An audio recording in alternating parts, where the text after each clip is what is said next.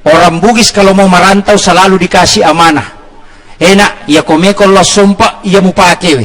Abu Bakar tatun rioloku, Ali riabioku, Usmar riatai, Ali riataku, Usmar riabioku, Umar rimonriku, Baraka doa la ilaha illallah kun payakum. Banyak orang pakai ini sebagai baca-baca, padahal orang tua ulama kita dulu mengatakan angka pakaiannya denah kadang ke baca-baca. Ini yang banyak orang keliru, Pak. Magina kada Abu Bakar tatong rioloku, jadikan patokan utama adalah kejujuran karena Abu Bakar As-Siddiq. Magina Ali sebelah kanannya karena Sayyidina Ali itu adalah agamanya kuat, maka agama mesti di tangan kananmu. Kenapa Utsman di sebelah kiri? Karena rezeki itu ada di sebelah kiri. Dahulukan agama, rezeki akan ikut. Kenapa Umar di belakang? Jadikan keberanian sebagai sandaran. Yana tu nak kadang ka pakaiannya, dia nak kadang ka baca-baca. Yo puidi ibaca ko to mek jokka. Pakai ini tawadu sekali ya. Ngaku bodoh tapi baca ayatnya canggih. Emang begitu orang alim ya. Barakallahu fikum. Orang Bugis kalau mau merantau selalu dikasih amanah. Enak, ya komeko Allah sumpah, ia mu pakewe. Abu Bakar tatun rioloku, Ali riabioku, Usmar riatai, Ali riataku, Usmar riabioku, Umar rimonriku, Baraka doa la ilaha illallah kun payakum. Banyak orang pakai ini sebagai baca-baca, padahal orang tua ulama kita dulu mengatakan angka pakaiannya denah kadang ke baca-baca. Ini yang banyak orang keliru, Pak. Magina kada Abu Bakar tatong rioloku, jadikan patokan utama adalah kejujuran karena Abu Bakar As-Siddiq. Magina Ali sebelah kanannya karena Sayyidina Ali itu adalah agamanya kuat, maka agama mesti di tangan kananmu. Kenapa Utsman di sebelah kiri? Karena rezeki itu ada di sebelah kiri. Dahulukan agama, rezeki akan ikut. Kenapa Umar di belakang? Jadikan keberanian sebagai sandaran. Yana tu nak kadang ka pakaiannya, dia nak kadang ka baca-baca. Yo puidi ibaca ko to mek jokka. Abu Bakar tatun rioloku, Ali tatun riataku, Utsman tatun, Umar tatun, bakal ko bungu, mana pasaingan. Pecingan cukup bola dan apa joka. Bukan seperti itu. Ini karena tidak paham. Ini, iya, itu bukan baca-baca. Makanya orang Bugis itu kalau merantau Pak tiga, ujung lidah, ujung pedang, ujung kelamin, dan dia bisa menguasai seluruh Indonesia, bisa berada di mana-mana karena ini. Ujung lidah karena kehebatannya bicara, ujung pedang nasabak beta. Ya kau dia nama ca, batasi sangi. Kalau dia tidak berani detona maca, maka dia pakai ujung kelamin. Dia akan menikahi bangsawan di situ, sehingga dia menjadi tetua atau tokoh adat di situ. Itulah falsafah perantaunya orang Bugis. Makanya simbolnya Makassar itu badik. Itu simbol ujung. Itu falsafah. Makanya sebenarnya kita itu punya falsafah yang luar biasa. Cuma kadang itu dilupakan. Makanya teman-teman tadi lo belajar seperti ini. Kenapa batang pisang nasabaya itu batang lukai malam pumanan. Yang kedua, coba periksa pisang, Pak. Pisang itu kalau berbuah, yang pertama kelihatan buahnya atau jantungnya. Kalau mau tahu pisang itu banyak sisirnya, periksa jantungnya. Kalau jantungnya besar, berarti sisirnya banyak. Kalau jantungnya kecil, berarti sisirnya sedikit. Apa maknanya? Kalau keikhlasanmu besar, maka hasilnya akan besar. Sebelum kau berbuat, dahulukan kalbu. Jangan hitung-hitungan. Ini kenapa pisang? Itu falsafahnya. Kemudian pisang itu Pak, kalau tidak pernah berbuah kemudian ditebang, pasti menrek daun nama culi. Ini pisang yang di belakang ini belum berbuah, itu daunnya sudah mulai naik. Belum berbuah kemudian ditebang, tapi kalau sudah berbuah tidak akan naik. Apa maknanya? Pisang tidak mau mati kecuali dia mendatangkan hasil untuk seseorang. Khairun nasi anfa'uhum linnas. Itu falsafah.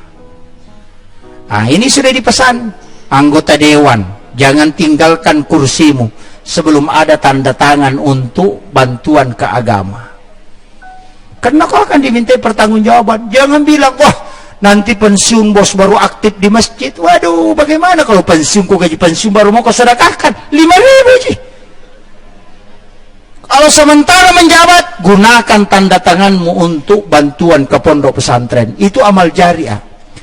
Kita kira orang yang belajar di pondok, orang yang mengajar di pondok itu besar pahalanya. Itu tidak. Masih lebih besar pahalanya orang yang bersedekah untuk bangunan pondok. Karena tidak ada yang ditempati anak-anak belajar, dan tidak ada ditempati guru mengajar kalau tidak ada wadah yang ditempati untuk itu. Maka pahala murid belajar, pahala guru mengajar, dan pahala pengurus itu dikumpul baru dikasih kepada orang yang membangun di pondok itu. Orang yang mewakafkan hartanya untuk pembangunan pondok, orang yang mewakafkan hartanya, tanahnya untuk pembangunan pondok, itulah yang mendapatkan pahala berlipat ganda dibanding dengan pembina, guru-guru, dan para santri yang ada di situ. Tersakamai cek de apalannya tu mas sumbangnya ku masigi, mas sumbangnya ku pesantrennya. Kong ke pesantren bangun pak, biar bantuan pemerintah, belikan semen, saya kasih bantuan juga, supaya semennya melekat. Ada masjid dibangun, kasih bantuan semen supaya melekat. Kenapa? Man bana masjidan fid dunya banallahu lahu baitan fil jannah. Nigi bangun masjid okolino, lay bangun ang istana ko sulmon rin na pong Allah Ta'ala. Ingat, orang yang bangun masjid pak, pasti ada rumahnya di surga. Kemarin saya ditanya, Pak Ustaz, ada orang di sini rajin bersedekah tapi tidak pernah sholat. Saya bilang, kalau rajin bersedekah tidak sholat, tetap ada hotelnya di dalam surga, cuma dia tidak masuk. Iya, karena Nabi cuma mengatakan dibangunkan istana di dalam surga, bukan masuk ke dalam surga. Kalau kau tidak punya kuncinya, mohon maaf, tidak bisa masuk. Itu rumahmu sana tapi tidak bisa masuk. Itu. Makanya saya mengatakan yang paling bagus juga selain membangun masjid, memelihara anak yatim. Apalagi sekolahkan. Di sini ada anak kita menghafal, Bu, yang tidak ada keturunannya, saya wasiatkan, kalau tidak ada anak-anaknya, belum punya keturunan, cari anak kurang mampu yang menghafal di pondok ini. Kemudian kita yang danai dia. Kalau di hari kemudian dia akan tunjuk kita untuk masuk ke dalam surga. Bahwa ketika saya menghafal dulu di pesantren, dia yang mendanai saya ya Rasulullah. Masukkan sebagai hadiah untuknya. Itu yang kadang orang tidak hitung, Pak. Tapi megato tu tahu mana maseke. Dia tu kagak kowe. Nggak ada di sini. Dia tu anak nah maseke tu nih. Awe, cari orang miskin kau danai. 40 orang yang bisa dia beri syafaat. Masa dia tidak tunjukin? Itu dulu yang bayar waktunya sekolah, Kak. Bisa. Karena anak kita tidak mau menghafal. Karena takut makan lombok. Di pesantren itu, Pak, bukan tumbuk lombok, tapi tumbuk batang lombok. Iya. Makanya pesantren itu jangan terlalu mewah. Saya pernah itu berdebat dengan guru tak, langsung saya ditegur. Tuh kayak Mak Sanusi Dahlan dengan guru tak di Jombang, dia bilang, nak, pesantren itu tidak boleh terlalu mewah. Kenapa? Didik anak-anakmu menghadapi kemiskinan. Latih dia hidup miskin. Tapi jangan miskinkan dia, tapi latih dia hidup miskin. Ketika dia menghadapi situasi sulit, maka dia tidak akan gentar, karena dia sudah menghadapi keadaan yang lebih berat. Tapi ketika dia sukses nanti, dia juga tidak akan sombong, karena dia ingat di masa-masa dia mulai merangkak. Kalau kau didik dia menjadi orang besar langsung, ketika dia menghadapi situasi, dia akan bunuh diri. Situasi sulit. Ajarkan anakmu cara hidup miskin. Makanya pondok itu tidak boleh terlalu pintar, terlalu di dalamnya kamar anak ada AC. Kemudian dikasih lemari yang bagus, dikasih lagi spring bed, wah paring. Nanti keluar jadi pondok cuma jadi ayam potong. Iya, ini kan banyak. Jadi latih dia. Karena di pondok itu sebenarnya dilatih mentalnya, semua kehidupannya itu adalah pendidikan. Makanya kalau ada yang pulang ke rumah tidak belajar Kak di pondok, itu keliru. Di pesantren itu tidak belajar di kelas formal, dalam lingkup sosial itu belajar gaya hidup. Maka ada sebenarnya yang di pondok itu pendidikan kehidupan, itu yang jarang orang pelajari. Ini harus dianukan. Makanya adik-adikku, anak-anakku yang tinggal di pondok belajar, bersyukur kalian. Jangan pernah lari. Tapi ujian di pondok itu 8 bulan pertama. Anak pas masuk, yang pertama kena itu pasti demam. Pasti demam. Setelah itu muntah-muntah. Setelah itu gatal-gatal. Iya, itu ujian langsung. 8 bulan dia lari, dia tidak bakalan kembali. Tapi biarkan dia bertahan sampai 1 tahun 3 bulan. 1 tahun 3 bulan dia akan rela berjuang itu sampai habis. Kalau ada anak lari di bawah 8 bulan, jangan tunggu dia kembali. Itu kuncinya. Makanya pendidikan itu luar biasa Pak. Saya ingin merincikan sedikit supaya kita paham betul. Kenapa 7 bulan usia kandungan orang syukuran?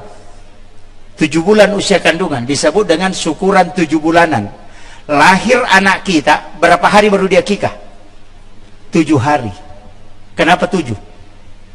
Coba. Kenapa 7 hari Pak? Kalau tidak sempat, tambah 7 hari. Berarti 14 hari. Itu 7 hari lagi. Kalau masih belum sempat, tambah lagi 7 hari. Berarti 21 hari. Sunnah akikah itu 3 hari. 7 hari kelahiran, 14 hari kelahiran, 21 hari kelahiran. Kalau tidak sempat di situ, cari waktu di mana kau sempat. Kemudian lanjut 7 tahun anak, 7 tahun usianya, suruh dia sholat. Kenapa 7 lagi? Kenapa bukan 5? Coba. Ini hitung-hitungan 7. Nanti kita akan ketemu bilangan ini. Langit itu 7 lapis. Tanah itu 7 susun. Tawaf itu 7 putaran. Sa'i itu 7 putaran. Sujud itu 7 anggota tubuh. 2 tapak tangan, 1 kepala, 2 lutut, 2 kaki. Sholat itu 17 rakaat. Di dalamnya ada angka 7. Ini kalau kita mau kaji, tapi saya tidak lari ke situ ya. Nanti terungkap. Ada nanti rahasia di situ yang bahaya kalau terungkap. Ternyata angka 7 itu luar biasa. Makanya angka-angka 7 ini coba pelajari baik-baik. 7 hari kelahiran akikah, 7 tahun umurnya anakmu, suruh dia sholat. Kemudian kalau 10 tahun tidak sholat, maka pukul dia. Kenapa? Anak yang tidak sholat sampai 14 tahun pasti dia susah sekali sholat sampai 32 tahun. Kunci mengajar anak sholat itu cuma sampai 14. Kalau lewat 14 dia sudah rajin, sudah istiqomah di sini, tidak akan berubah. Tidak usah perhatikan sholatnya, karena dia akan sholat sendiri. Tapi kapan di sini bolong-bolong di bawah sampai 14, ingat anakmu kok akan selalu perintah sholat setiap tahun. Kau harus ingatkan terus. Maka pendidikan anak 14 tahun ke bawah, hukum itu maka sholat. Ini, coba hitung. 7 tahun umurnya masuk SD, 7 tahun kemudian masuk SMP, 7 tahun kemudian masuk perguruan tinggi. Hitung itu. Makanya 7 tahun, 14 tahun itu sudah dewasa, berubah kehidupannya. 21 tahun kalau laki-laki suruh menikah, 21 suruh menikah. Kalau dia tidak menikah sampai 28, maka 28 ke atas dia malas menikah. Pasti itu. Dia mau membujang itu sampai 42 tahun. Karena lewat masa puber. Ini nih yang hitungannya Rasulullah. Kemudian ya ko dena bot tingok 20 si dilatu 20 rua, nanti 29 sampai 35 dia menikah, maka lihat nanti umurnya sudah 57 tahun, anaknya baru masuk SD kelas 1. Terlambat. Coba hitung itu Pak. Rasulullah itu sudah mempetahkan, maka pendidikan Rasulullah, pendidikan agama itu pendidikan 7 tahun, kelipatan 7. Nah, disinilah diungkap ilmu hikmah. Sayyid Abdul Hamid Al-Qudsi, itu ada kitabnya, Kansun Najah wa Suruk. Agak nasam, ya kau angkat tahu, 28 tahun, lihat ekonominya. Kalau dia sukses sampai 42 tahun, berarti orang ini akan kaya ke atas. Tapi kalau ekonominya standar, di bawah 42 ke bawah, di atas 42, makotoman itu kehidupan letuk mati. Tidak akan mengalami peningkatan yang drastis. Jadi itu sudah slow. Jadi ya komeki mite itu berhasil ya wana 42. Ya na yasena na 42 aja na tak ada berhasil. Kenapa? Karena dia akan jalan normal. Jadi itulah orang yang ditakdirkan kaya, lihat di bawah umur 42. Yang ditakdirkan miskin, lihat di bawah umur 42. Yang ditakdirkan biasa-biasa, di situ juga dilihat. Maka di situ kuncinya. Coba taparesa ni garoke kolaka. Itu sudah terhitung oleh ulama-ulama kita. Hukum itu, makanya kau nggak tahu nadapi patah pulau seratang umuruna 53 tahun, suruh kurangi mengajar dunia, lebih banyak fokus mengajar agama, suruh melatih batinnya supaya lebih kuat. Kemudian tambah 7 lagi, suruh kembali ke kampungnya kalau orang merantau aja nanoro ke kampung atau sambung silaturahmi dengan keluargamu, sambung silaturahmi. Kalau dia tambah 7 tahun lagi berarti umurnya panjang. Kalau dia tambah 7 tahun berarti dia masih bisa tambah 7 tahun ke depan umurnya. Kalau di umur 7 tahun itu kemudian ada penyakit keras dia menimpa dia, kemudian visinya langsung drop, berarti kemungkinan besar dia tidak dapat 7 tahun berikutnya. Itu hitungan-hitungan ulama. Makanya taparesa ya letak geraya. Makanya Junaid Al-Baghdadi makadah nareko angkat tau 40 nitong umuruna namigamupi majae na jaman na yung madicing bimui kumate na kutuoy. Ini umur 77 Pak. Makanya orang tua dulu kalau dapat uang ada angka 77 terakhir, langsung apa dia bilang? Indo dinainya. Dia lipat itu agak nasam. Salamang kamu piye dia na capu diku cocok nih. Karena kau simpan toh. Ini kan tapaul. Tapi Aisyah mengatakan anna Nabi SAW yuhibbu tapaul, yaitu Nabi tanah pujila ada masa nusanongangi. Cuma hati-hati ki nasabak yaitu sanusanongangi mak bali boleh si mama pak duai selain reka maki. Mana tapaulnya Nabi? Saya pernah duduk di hadapan guru Taqi Syekh Muhammad Nur, belajar kitab tentang akikah, tafaul dalam akikah, ada 17. Saya ingin kasih tahu satu-satu. Kalau mengakikah anak, usahakan di 7 hari kelahiran. Kalau tidak bisa, ambil di 14 harinya. Kalau tidak bisa, 21 harinya. Kemudian kambing ketika anak laki-laki, cukupkan 2 ketika engkau mampu. Usahakan sama besar. Kalau kambing tidak sama besar, maka anakmu tidak mampu berlaku adil ketika dia besar. Pasti makal asil. Ya kumak bagi majeko, manca anggota dewan maceko-ceko. Iya, tidak bisa berlaku adil. Kalau perempuan, periksa kaki depannya kambingnya. Kaki depan kambing itu dari 10 kambing paling tinggi 4 kambing yang sama besar kaki depannya. Parisai sin raja ejeriolona, ya kumaraja cidi madani cidi jangan pakai akikah untuk perempuan, karena pasti macece madu kumaraja.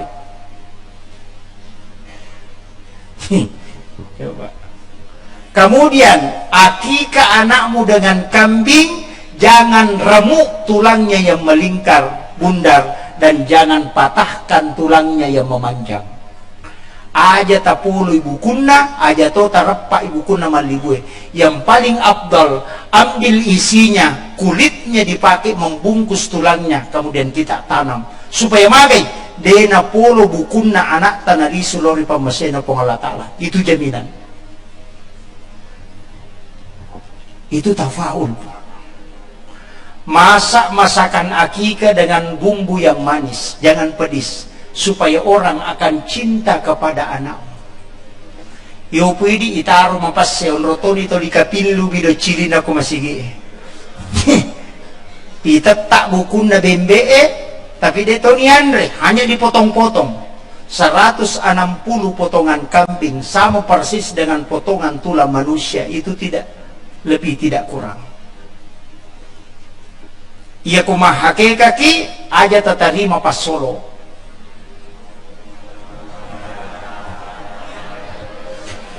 Ya ko angka tau mahake kana tarima pas solo salasai anak na sila da saparangi jamang namo milo wajah imarat jito mak jama tapi yanang kana na hakikai na deta tarima pas solo de pa na salasai nang kajama-jama tajam.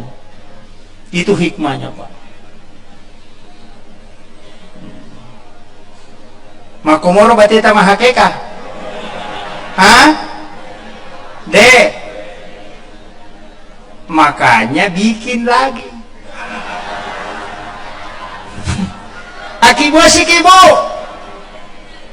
dede melo gampang tapak bayi ni bapakna.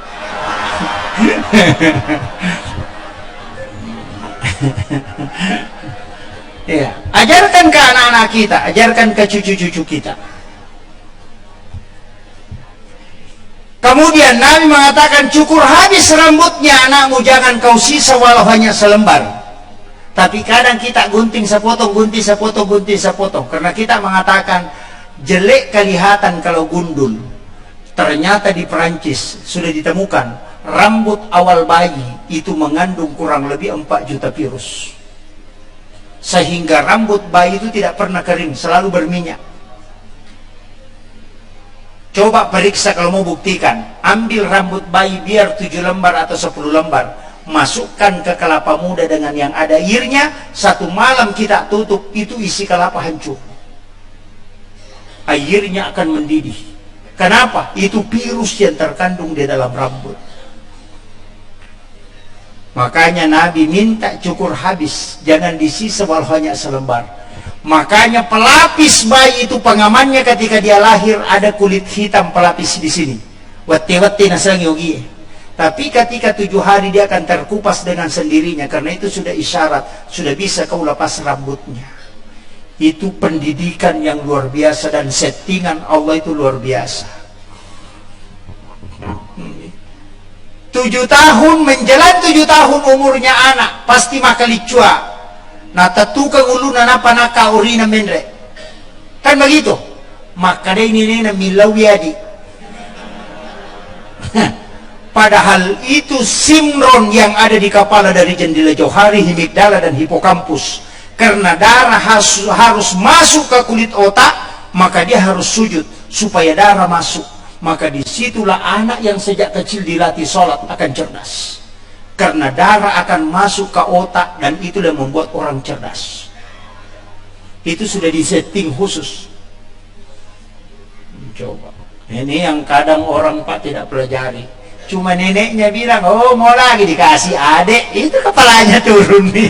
Ini padahal tidak paham. Nah, ini.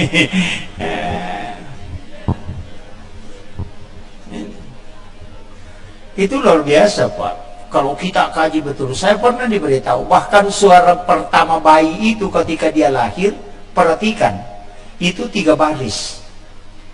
Ia kumak barisi riasi melampai sungai. Ia kumak barisi riawe maponcok sungai. Ia kumak mak dapangi berarti kalau lo minamati. Itu suara pertama ketika dia suaranya keluar. Perhatikan itu, mak barisi agai. Yana tu makada ata ka ripo ng Allah Ta'ala iya atamatapa umaka po Nabi Muhammad nakada aiu makada ang kalingay sa da pamulan na anak lolo. Dari situ sebenarnya, tapi saya tidak bahas itu, tidak usah pusing ke situ. Itu ilmu khusus itu. Kemudian saya kembali ke pisang. Iya rolokai Pak, coba kita perhatikan. Pisang itu kalau dikupas, semakin dikupas semakin bersih. Sama di dalam, di luarnya sama. Agama nana. Pangkau kamu bicaramu, atikamu, minasamu, papada-padai. Aja naliamu pogau. Ini pisang. Itu simbol. Makanya pakai pisang. Kamu itu bisa sama lempu, tapi lempu mah kekuatan lu. Kalau lempu kandau, kalau lempu beci, atau lempu bali basa. Ya kalau lempu kandau mah lempu napaleko mah lempu igat taloko pidi napala. Lempu pak bagi gitu. Tawamu, tawaku, tawana pak bagi dua nala. Mereka minta mati dan kedua na bicang yaitu pak lempu kandau yaitu.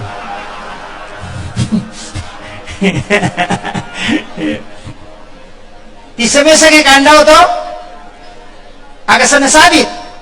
Iya, iya tu sabit. Ya kui sorol lah yolo de na pala. Igat taloko pidi na papala. Coba. Yang kedua lempu beci. Yaitu beci ko makompengi de na malempu. Tapi ya kuya sigat tangi malempu. Angka tahu mako tu Pak. Ya na de demo de na malempu. Itu ya toh aku idemu ita pemasuman nasa yang kamu taja nih. Tapi ko mama koki nak kalah siang ni. Lampu beci sananya. Angka tahu lampu bali basa. Iya ko bali basa diputar kemanapun pasti lurus. Ini tiasa lampu batang. Makanya harus lurus ya Pak. Tidak boleh bengkok-bengkok. Tapi sekarang itu Pak, kalau ada yang lurus, dia secepat ditebang. Pada aja oko ala ya nang kaju liwa lempuna masih jadi tebang. Ya mak jekoi imun ripi. Nah sabak ia tu melempue mega jajina, wad dia ala liri dan tampil di depan terus. Tapi ya mak jekoi kuita bagi matar rumitamo ko dapurannya. Makanya kalau ada yang lama menjabat tidak diganti-ganti, nah dia nama lempu mata rutut tamu onrong ngepie. Nah itu ingat ada neraka di depannya menunggu. Makanya hati-hati Pak. Jangan coba-coba memakan makanan haram. Anak-anakku yang sementara menuntut ilmu di sini jangan makan makanan haram. Saya pernah belajar tasawuf 1 tahun 8 bulan di Aceh sama guru tasawuf Muhammad Nur. Dia wasiatkan, nak leng itu halala leng mak barakah. Ya ko halala mai gamo mak barakah de nasiaga. Napalin ka ko tawe andre ya ko de na persilah ka ko jamu andre.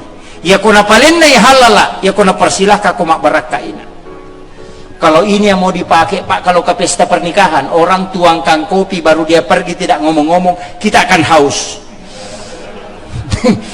Berat. Yang kedua, ketika engkau singgah di warung, jangan coba-coba makan sebelum kau bayar.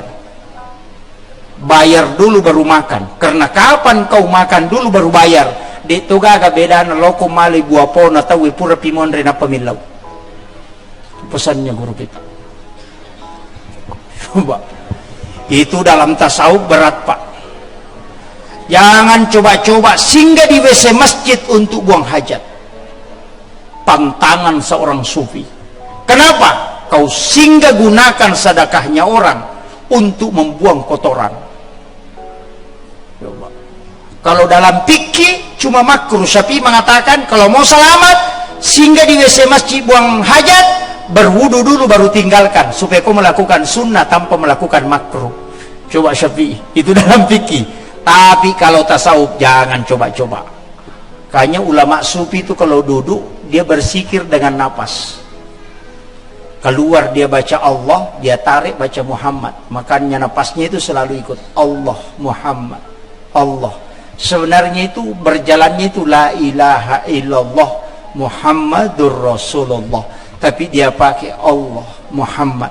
Ketika dia berjalan, kaki kanannya mengatakan Allah. Ketika dia angkat, kaki kirinya dia ucapkan Muhammad ketika dia berjalan. Itu ulama yang menjaga zikirnya.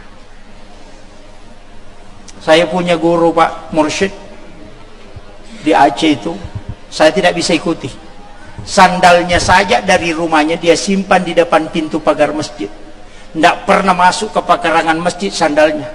karena ada sandal khusus di dalam pekarangan masjid dia pakai. Saya pernah tanya, Pak Kiai, kenapa itu sandalnya sama-sama Ji?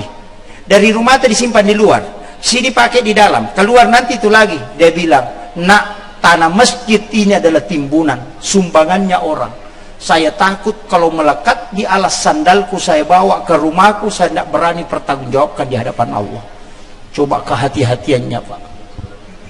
Ya ini pengetat nama sige bawa rewa. Kan yang banyak. Makanya ulama sufi itu ada pada kehati-hatian. Ini penting saya sampaikan anakku, karena sekarang banyak kajian-kajian YouTuber. Bukan ahli agama bicara agama. Insinyur bicara khilafah.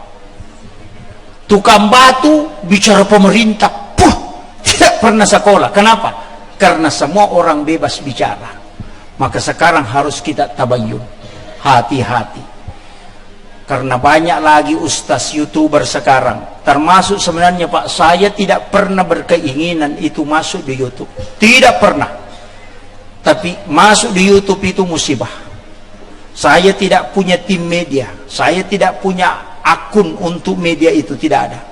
Makanya di mana-mana saya ceramah itu tidak ada tim. Kenapa? Karena saya pantangan. Saya tidak mau. Ada yang menawarkan nanti saya begini, saya bilang tidak. Kalau kau mau ikut silakan pergi, saya tidak berangkat. Saya tahu. Makanya ditanya, Pak Ustaz sama siapa berangkat? Bila sendiri. Saya tuh kalau di Sidrap Pak, sampai Sinjai itu naik motor. Saya tidak naik mobil, pantang untuk dijemput. Saya bilang kalau kau mau jemput saya tidak berangkat. Kalau ada yang tanyakan amplop berapa biasa, saya bilang jangan. Jangan sampai itu yang jadi masalah. Saya berangkat hanya untuk menyampaikan kewajiban sebagai orang yang berilmu. Saya bukan untuk datang konser di situ. Kau mau kasih saya ambil, kalau tidak kasih tidak masalah. Makanya saya bilang transport saya yang tanggung. Kalau panitia tidak punya apa-apa, cukup doakan, selesai persoalan. Itu paling enak Pak. Saya itu pernah mau berhenti ceramah tahun 2000, itu saya mau berhenti Pak. 98 juga, 99 saya juga mau berhenti ceramah, tapi selalu dinasihati oleh ulama, enggak nak. Saya mengatakan ini jadi masalah. Dia bilang tidak, akali. Guru itu bilang kalau ada orang kasih kau amplop, ini karena saya kasih tahu karena ada anak pesantren, kalau kau nanti kelak jadi ustaz, jadi penceramah, jadi imam, ketika orang kasih amplop jangan pernah buka. Jangan pernah buka, dan jangan pernah kau tahu berapa isinya. Karena kapan kau tahu isinya, kau akan berhitung selamanya. Makanya saya itu cuma bikin perjanjian sama istri. Amplop yang dikasih sama orang sedekah, kau yang buka. Tapi jangan coba-coba kasih tahu saya isinya. Kapan kau kasih tahu, kita cerai. Takut dia. Selesai persoalan. Saya kasih tahu memang. Perjanjiannya kapan kau kasih tahu, kita cerai. Karena itu pantangan. Kenapa Pak? Kalau kita buka amplop, ceramah khutbah Jumat, buka amplop, pulang beli bensin, buka amplop, 400.000, 500.000, 700.000 atau 1 juta. Nanti kalau ditelepon langsung muncul iblis 1 juta di situ. Coba hitung itu. Pasti itu. Tapi jangan pernah buka, nanti Allah yang mencukupkan. Itu saja Pak kuncinya. Ikhlas saja berjalan. Hanya Allah kan mengatakan pakuli malu berbuatlah, nanti dia yang menghitung. Selesai persoalan. Itu paling enak sekali dalam agama. Banyak ustaz mau berangkat, berapa isinya, harus begini. Saya bilang mudah-mudahan tidak sampai selamanya. Saya Pak kalau mau berhenti ceramah gampang. Nomor HP saja saya cabut, kemudian saya patahkan, ganti nomor baru, tidak ada yang menghubungi. Makanya saya cuma punya 1 nomor HP. Kalau saya mau berhenti, mau tinggal di pondok mengajar, selesai, tinggal saya cabut. Saya sudah beberapa kali mau berhenti, cuma ulama kita enggak, jangan nak berhenti, lanjutkan, ajarkan itu ilmu. Itu saja kuncinya. Makanya adik-adikku, anak-anakku yang sekolah di pondok, jangan coba-coba itu. Dan ingat, kalau mau berhasil cuma 3. Yang pertama, hargai ibu bapak yang melahirkan engkau dan takzim kepadanya. Yang kedua, hargai ibu bapak yang mengajarkan kau walaupun satu huruf. Itu guru-gurumu. Kalau ada anak santri keluar dari pondok tidak menikah, lama dia tidak menikah, berarti ada dosanya sama gurunya. Perhatikan itu. Saya mengatakan saya siap bertaruh kalau ada anak pesantren yang bikin jengkel gurunya atau kasih berkasus gurunya, lihat kalau dia keluar itu terpontang-panting tidak bisa selamat. Itu sudah bukti, Pak, karena dia melanggar keberkahan hidup. Kemudian yang ketiga, hargai dan takzim kepada ibu bapak yang menyerahkan anaknya kepadamu. Itu mertua. Ia kutulle pakanjaki asi sumpungeta, takzim kepada tiga kelompok ini, maka yakin hidupmu tidak akan susah dan engkau meninggal dalam keadaan husnul khotimah. Itu jaminan itu. Guru SD singgah, salami, cium tangannya, suju wikar namanya. Mesti lakukan itu. Saya itu tidak pintar, Pak Bu. Seandainya berkesempatan lihat rapor saya, Pak, di pondok, itu orang ketawa. Tidak ada dapat 7. Saya itu tidak bisa ngaji sampai kelas 3 sanawiyah. Cuma doanya ulama itu sehingga saya bisa berdiri begini. Doanya orang tua. Saya itu tidak pernah keluar kampung kalau tidak datangi ibu. Minta restunya. Kalau dia mengatakan jangan keluar, nak, saya tidak keluar.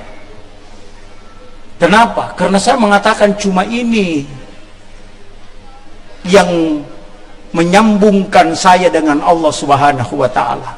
Saya pernah, Pak, naik mobil trek dari Makassar ke Sidrap. Itu pembawa kolu dari Enrekan. Saya tinggal di Kalasarinya di atas. Itu sudah semester 4. Mahasiswa hanya pulang mencuci air kaki, telapak kaki ibu. Kemudian saya ambil, kemudian saya minum. Hanya takut kalau ada dosa. Iya, saya tidak pintar, Pak. Terus terang. Jalan kaki itu lebih 10 km. Pulang ke kampung karena tengah malam. Tiba jam 3 subuh, jalan kaki pas sampai subuh, tiba di rumah. Hanya mengambil air cucian telapak kaki ibu, kemudian saya minta doanya. Dia mau kasih belanjangan, saya hanya minta restu, tak. Saya mau ujian besok, pulang ke Makassar naik mobil trek lagi, turun di Pak Baim-Baim. Itu di Makassar. Begitu. Kenapa? Saya minta karena orang yang tidak pernah tertutup pintu langit ketika dia mengangkat tangannya hanya ibu. Guru-guru yang mengajar kita walaupun satu huruf, kalau dia ridho maka ilmu itu akan berkah. Tapi walaupun banyak kau dapat, kalau gurumu tidak ridho, maka ingat ilmu itu akan menjadi musibah bagimu. Inilah sehingga banyak orang yang rusak karena dia lupa namanya ilmu berkah. Anak-anakku sekalian, ini yang saya wasiatkan. Itu penting. Saya itu orang tua laki-laki sudah meninggal, tinggal ibu. Ibu pun tidak bisa jalan. Beberapa kali jatuh, makanya saya hanya minta izinnya, ta'zim kepadanya. Itu saya lakukan. Mau keluar ke Irian, saya tidak keluar kalau tidak minta izin sama dia. Karena itu yang saya miliki di dunia. Makanya anak-anakku yang masih orang tuanya masih hidup, kesempatan. Saya itu berdosa sama ibu, Pak, karena ketahuan. Saya ditahu sama guru Tasenur. Disuruh menghafal, tidak bisa menghafal. Disuruh berzikir, tidak mau tembus. Sehingga dia mengatakan, kau berdosa sama ibumu. Kau belajar di pondok hanya karena mengelabui ibumu. Betul, Pak? Karena di rumah itu disuruh bolak-balik. Pergi jaga sapi, pergi ke sawah, pergi ini. Saya bilang, kalau saya masuk pondok, tinggalkan semua ini. Enak tinggal di sana. Main saja. Saya masuk ke pondok, paksa, saya harus ke pondok. Itu tujuan saya sekolah. Cuma mau meninggalkan pekerjaan di rumah. Itu yang membuat ilmu tidak bisa masuk.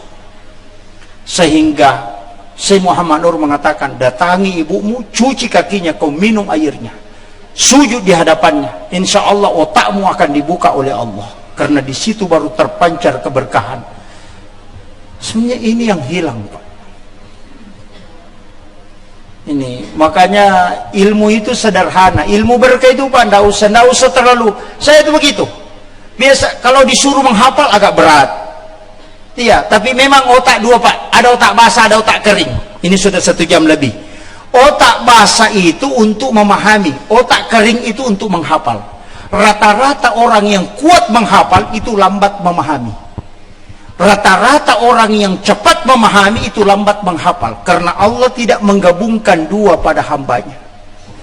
Makanya jangan menganiaya anak kita yang tidak mampu menghafal, karena pasti dia cepat memahami.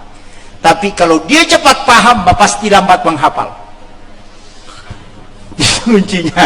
Makanya jarang itu ustaz hebat ceramah, hebat juga jadi imam. Rata-rata cuma satu yang fokus. Kalau dia imam bagus, berarti agak susah dia ceramah. Karena memang begitu Pak, otak dia anugerahkan begitu. Nah, makanya otak-otak kering ini yang kuat menghafal, otak-otak basah ini yang kuat memahami. Makanya yang masuk politik itu rata-rata otak-otak basah. Ini otak-otak basah yang biasa masuk politik ini, yang pintar neko-neko, pintar belok-belok. Nah itu, iya, ada memang santri begitu Pak, pintar belok-belok, sampai biasa tidak lihat pintu masuk sekolah. Nah itu otak-otak basah itu. Nanti itu kalau selesai di pondok itu jadi camat, itu anggota dewan. Tapi yang alim-alim di pondok itu Pak, makanya anak-anak yang di pondok nakal jangan khawatir, karena dia ada di sujud ulama. Ketika sujud pimpinannya pasti dia doakan, ini si anu nakal sekali, Allah sadarkan dia. Karena dia nakal, maka nanti ketika dia berhasil keluar, dia pasti berhasil, karena dia sudah didoakan ulamanya. Tapi yang pintar-pintar itu biasa jarang berhasil, karena dilupakan. Ini tuh nak kada gurota ya kok ko pesantren na angka baraka apa pasti pura ko ilaw do nga ko tau pandrita ya ko betta ko tata ilaw do nga ko ya ni ko maca ko madariti ya lupai. Makanya salah satu caranya itu biasa kalau nakal itu cepat didoakan kiai. Kalau apalagi kalau sudah dibukul kiai, bacakan inna atayna inna ansalnahu dengan alam nasrah al-insyirah. Penutup, saya wasiatkan kepada anak-anakku 2 surah jangan tinggalkan. Yang pertama al-insyirah, alam nasrah. Baca 7 kali sesudah sholat asar, 7 kali sesudah sholat subuh. Maka sedikit tidurmu dan sedikit makanmu, dan juga diberikan kecerdasan. Itu modal yang saya kasih. Yang kedua, perbanyak membaca Inna a'tainakal kausar, surah al-kausar, supaya kalbumu selalu dibimbing dengan kelembutan. Ya kong ka anak-anak beta bacangin na atayna oku arona. Iya kumakat doi podang ada, karena ada itu yang nakal. Memang ada juga yang tidak mau mendengarkan nasihat, maka bacakan al-insyirah di kepalanya. Itu 2 kuncinya. Lakai pacai cerang, ya tuh bacang. Bayine pacodokan, ya tuh bacang. Ya biko paciliangi salai siseng. Nah ini, saya kira ini yang penting saya wasiatkan. Kode gaga tu le malam pamula na latu capana. Ada 1 wasiat, jangan pernah tinggalkan ini. Ini yang pokok sebenarnya. Dari inti semua maulid yang ada, 1 hal yang ingin saya sampaikan. Jangan pernah tidur kecuali mengirimkan Fatihah kepada Rasulullah. Itu intinya. Orang yang kirim Fatihah ke Nabi itu sebelum tidur, itu ruhnya akan terkoneksi. Apalagi kalau kita mampu sholat witir sebelum tidur, maka tidak akan pernah mimpi dimasuki oleh syaitan, pasti isyarat. Itulah caranya ulama tahu mimpinya kalau itu isyarat atau gangguan setan, hanya tergantung dari witir atau tidak. Saya kira ini yang penting saya sampaikan. Akhirul kalam wallahul muwaffiq ila aqwamit thariq. Assalamualaikum warahmatullahi